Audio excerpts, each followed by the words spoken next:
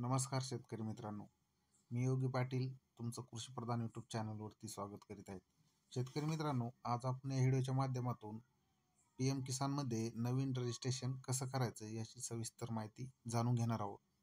तर शेतकरी मित्रांनो, सविस्तर माहिती जाणून घेण्यापूर्वी तुम्ही जर चॅनलवरती नवीन असाल तर चॅनलला सबस्क्राईब करा, जेणेकरून तुमच्यापर्यंत अशीच नवनवीन माहिती येत राहील.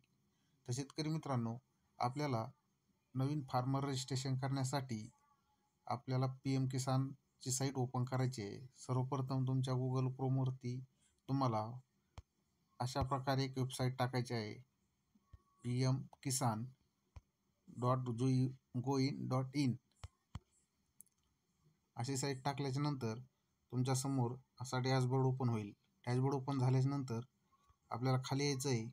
खाली आल्याच्या नंतर यामध्ये तुम्हाला तुमची भाषा सिलेक्ट करायची असेल तर वरती भाषा तुम्ही सिलेक्ट करू शकता. इथं गुजराती, हिंदी, कन्नडा, मल्याळम, मराठी, तामिळ इत्यादी भाषा आहेत.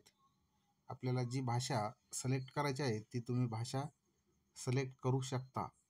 तर शेतकरी मित्रांनो, आपल्याला खाली आल्याच्या नंतर वरून 2 नंबरला ऑप्शन दिसेल, नवीन शेतकरी नोंदणी, यावरती क्लिक करायचं आहे. तर शेतकरी मित्रांनो, आपल्याला नवीन नोंदणी करण्यासाठी सर्वप्रथम आधार कार्ड, बँक पासबुक आणि आपली 7/12/8 आपल्याकडे पाहिजे. चला तर शेतकरी मित्रांनो, नोंदणीला सुरुवात करूया. नवीन शेतकरी नोंदणी यावरती क्लिक केल्याच्या नंतर आपल्यासमोर नवीन शेतकरी नोंदणी फॉर्म ओपन होईल. ओपन झाल्याच्या नंतर आपल्याला इथं 2 ऑप्शन विचारलेले आहेत. एक रुरल फार्मर रजिस्ट्रेशन, म्हणजे तुम्ही खेड्यातील शेतकरी आहात, किंवा इथं विचारलेलं आहे अर्बन फार्मर शेतकरी, म्हणजे तुम्ही सिटीत असताल तर तुम्हाला अर्बन यावरती क्लिक करायचं आहे.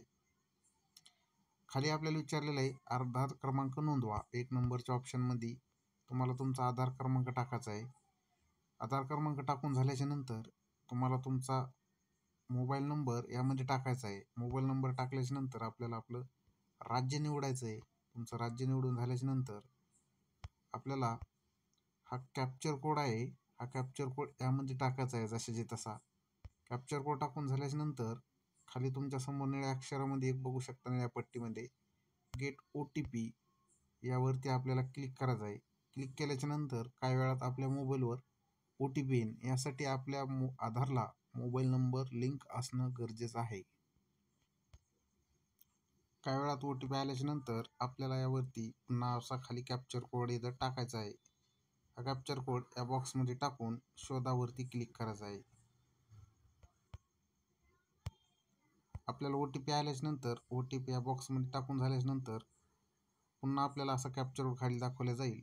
कॅप्चर कोड हा या बॉक्समध्ये टाकून आपल्याला शोधा यावरती क्लिक करून समोर जायचं आहे.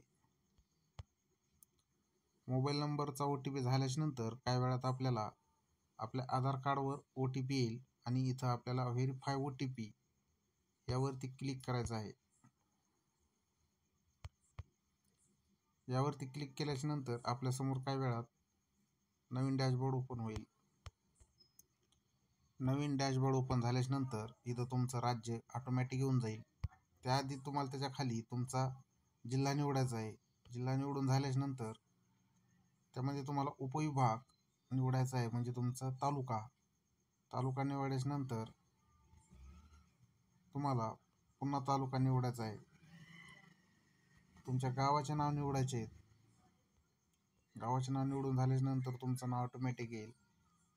यामध्ये तुम्हाला तुमची कॅटेगरी सिलेक्ट करायची आहे, तुमचं कास्ट, तुमची कोणची जात आहे ती. त्यानंतर खाली तुमचा ऑटोमॅटिक आधार क्रमांक येऊन जाईल, मोबाईल नंबर, पोस्ट, तुमचा पिनकोड. तुम्हाला इथं फादर्स नेम टाकायचा आहे खाली. या बॉक्समध्ये तुम्हाला तुमचं फादर्स नेम टाकायचं आहे. नंतर खाली तुम्हाला लँड रजिस्ट्रेशन ID असेल तर टाका. राशन कार्ड नंबर टाकणं गरजेचं आहे. त्यानंतर खाली तुमची जन्मतारीख ऑटोमॅटिक येऊन जाईल. यामध्ये तुम्हाला इथं S घ्यायचा आहे. S घेतल्याच्या नंतर खाली इथं आपल्याला 7/12 जोडायचे आहे. त्यामध्ये तुम्हाला खाली असं जोडा या नावावरती क्लिक करून समोर जायचं आहे. समोर आल्याच्या नंतर खाली इथं तुम्हाला तुमचा 8वरील जो खाते नंबर आहे, हा बॉक्समध्ये तुम्हाला तुमचा खाते नंबर टाकायचा आहे 8चा. त्यानंतर तुम्हाला खाली तुमचा गट नंबर टाकायचा आहे. गट नंबर टाकल्यानंतर तुमच्या नावावर एकूण क्षेत्र हेक्टर आर यामध्ये किती आहे एवढं टाकायचं आहे. त्यानंतर खाली लँड ट्रान्सफर स्टेटस म्हणजे तुम्हाला 1/8/2019च्या नंतर तुमच्या नावावर जमीन आली असेल तर त्याला आफ्टर करा, बेफर करा. म्हणजे जर 2019च्या आतमध्ये असेल तर बेफर करा आणि आफ्टर करा नंतर जर नावची झालं असेल.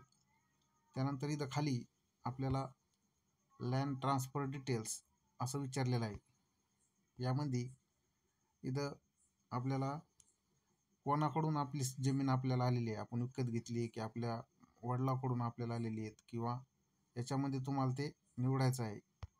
ऑप्शन निवडायच्या नंतर खाली तुम्हाला इथं लँड डेट म्हणजे तुमची जमीन तुमच्याकडं नेमकी कधी आली हे ह्या ऑप्शनमध्ये निवडायचं आहे.